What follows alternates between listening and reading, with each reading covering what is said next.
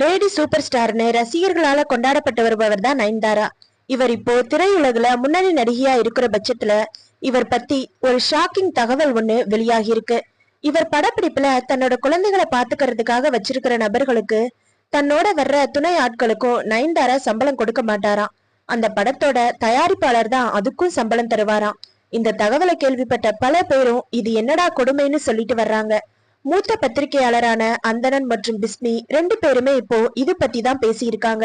நயன்தாரா மட்டும் இல்லாம பாலிவுட் நடிகை கங்கனாவும் தமிழ்ல சந்திரமுகி படத்துல நடிச்சப்போ கூட இப்படிதான் செஞ்சாராம். தன்னோட படப்பிடிப்புக்கு வர்ற நபர்களுக்கு தயாரிப்பாளர் தான் சம்பளம் கொடுக்கணும்னு கண்டிஷன் போட்டதாவும் பத்திரிகையாளர் பிஸ்மி மற்றும் அந்தணன் சொல்லியிருக்காரு. மேலும் இது போன்ற விஷயங்கள் தமிழ் சினிமாவில மட்டும்தான் நடக்குதுன்னோ, மலையாளத்துல எல்லாம் இப்படி நடக்கவே நடக்காது, அங்க நடிகர்களுக்கு சம்பளம்னு பேசிட்டா அவ்வளவுதான், அவங்க அழைச்சிட்டு வர்ற துணை ஆட்களுக்கு எல்லாம் அவங்களேதான் செலவு செஞ்சுக்குவாங்கன்னு சொல்லி இருக்காரு. நயன்தாரா, கங்கனா ரணாவத் இவங்க ரெண்டு பேரும் பண்ணின இந்த விஷயத்த பத்தி நீங்க எல்லாரும் என்ன நினைக்கிறீங்க அப்படிங்கறத பத்தி கமெண்ட் பாக்ஸ்ல கமெண்ட் பண்ணுங்க.